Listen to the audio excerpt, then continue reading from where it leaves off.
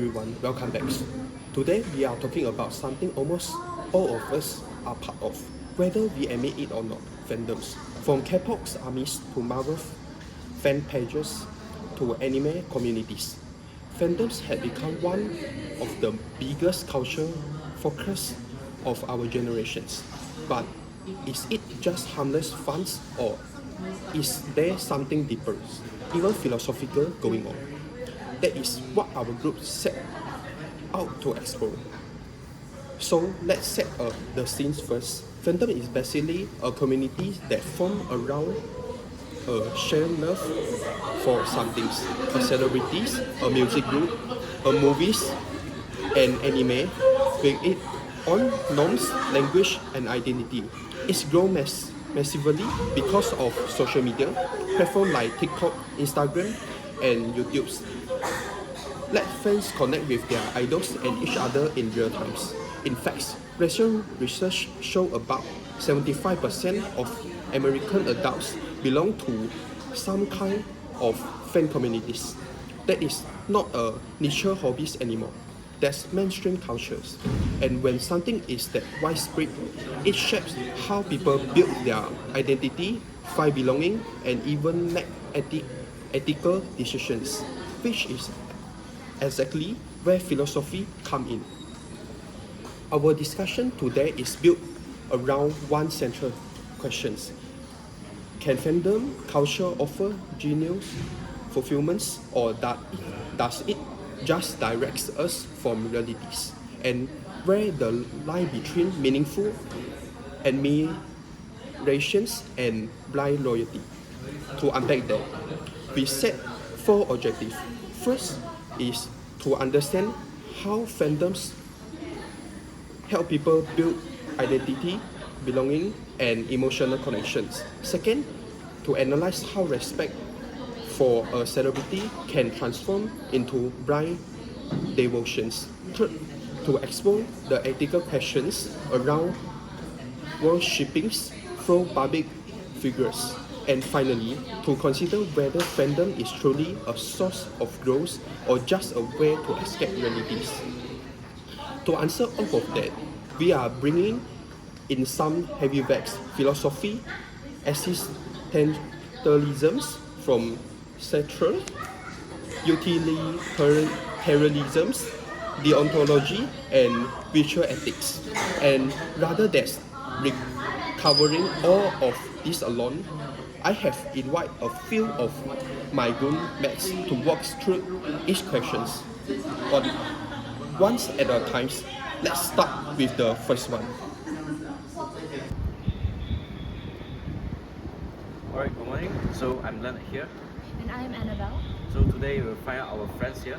Daisy and So today I would like to ask you about some fandom questions. So what fandom are you currently in? I'm Army. I pick BTS. Oh, that's cool. Okay, next question. From your observations, how do you think fandom culture usually functions? Fandom culture is about finding people who like the same things as you. When you become a fan of singer, you join a group of people with the interests. So it's help you show who you are because what you like become part of your identity. It's also help you feel like you belong because you can talk with others' friends. So for example, I'm BTS fans, so I can join the ARMY community. So I can talk to others' friends online, share photos and videos. That's cool. I think it's a strong one. So there's a emotional side too. So what's called a parasocial relationship. One side emotional bond with a celebrity who doesn't know you exist. Idol agencies actually design content to justify this through live streams and personal updates. Yes, but we also found a really positive side. Fan communities can turn that emotional energy into something positive and productive also. For example, ARMY can run global charities, and fans can run huge translation and fan art archives. And Marvel communities can organize fundraisers that align with their favorite characters' values. So overall, fandom is a very real, very human way of searching for identity and belonging, as long as it stays as a foundation for growth and not a total replacement for it. Thank you very much, Navy, for coming out and joining us in this segment. You very well said answer. Thank Alright, you. thank you.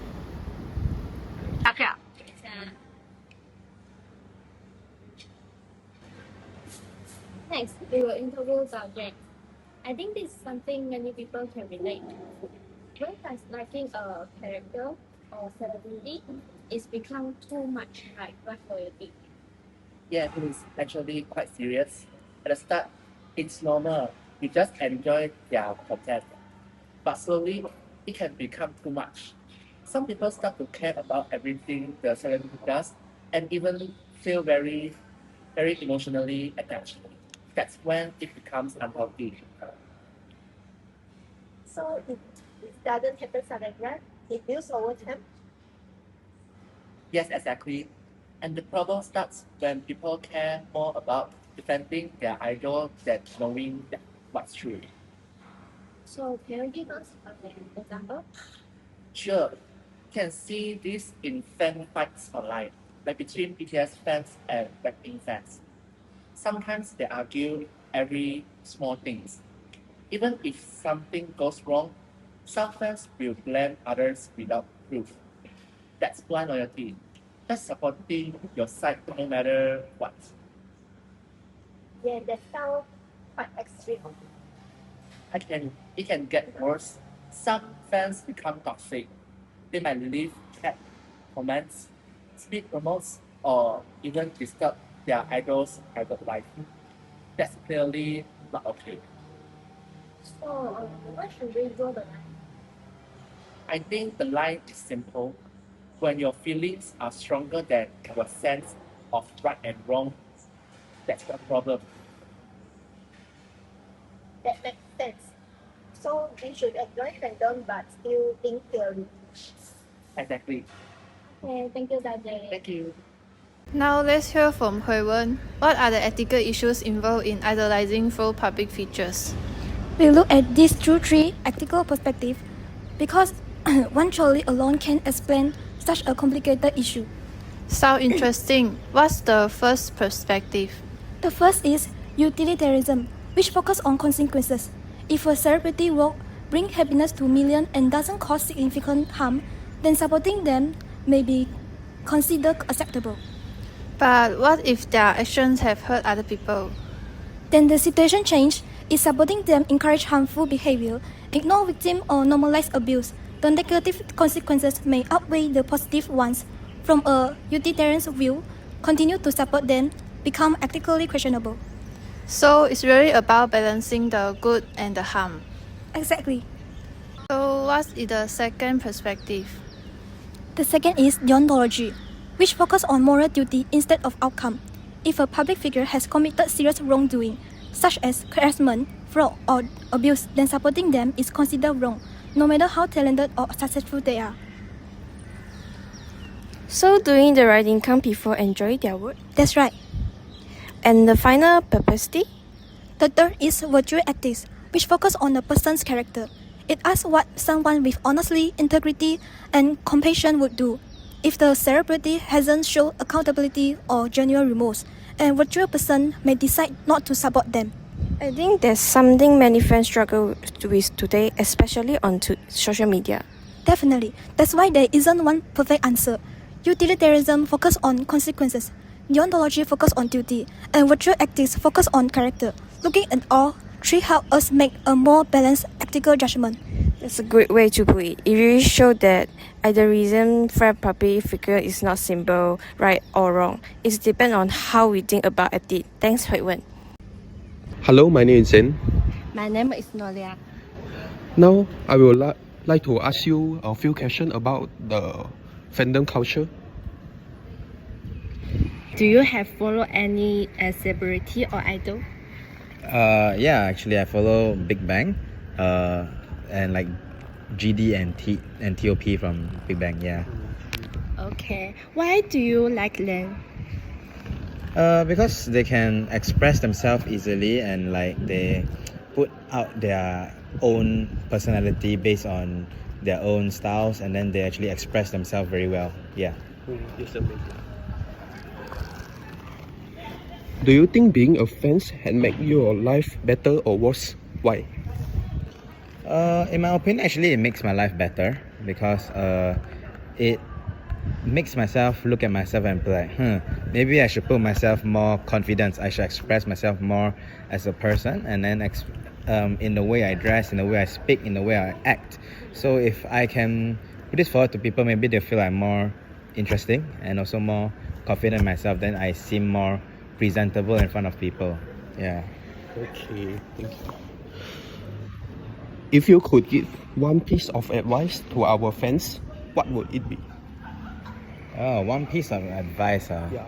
I guess it is to be confident in yourself, in the way you speak, in the way you act, and as well in the way you dress, so you can show yourself out to people and not be scared of who you are inside, so people can actually acknowledge you for who you are, and then that you shouldn't be scared, basically. Okay, that's great. But there is a real downside too. Some fans use fandoms to escape stress or responsibilities instead of facing them. Constant access through social media can turn into unhealthy over-reliance and one-side emotional dependence. So our conclusion here is about self-control and balance. Utilitarianism actually set it up well. If fandom bring more happiness and connection than harm, it's generally beneficial. That's all. Thank you. So bringing this all together, what's the big takeaway? Fandom culture is far more than just liking a celebrity. It's a genuine reflection of how people serve our identity, connection, and meaning, especially in today's digital world. As the lesson really captured that fans across army, bring, Marvel, and anime communicated are. And they could looking for purpose in complex world. But we also can't ignore the risks. Celebrity worship show how admiration can slide into fantasization technology and remind us we still on people, fans, and true event when we are emotionally invested. And Richard Etty point out that fandom and its speed should refrain in moderation, not obsession. The underrated will also matter. Fandom can bring happiness, but toxic fan word and harassment was real hard and should not be this. And on the question of idealism for figure, we don't think there's one clear rule. It really depends on winning outcome, duty, and treasure together case by case. So should we be worried about fandom culture, or should we embrace it? Honestly, neither extreme is right. Our conclusion is that fandom should not be rejected, but it should not be romanticized either. When it's grown in awareness, with self-reflection, balance, and critical thinking, fandom can be a genius source of community, creativity, and growth. It only becomes a problem when admiration replaces judgment and belonging replacement individually. That's all for today's video. Thanks so much for watching, and we will see you in the next one.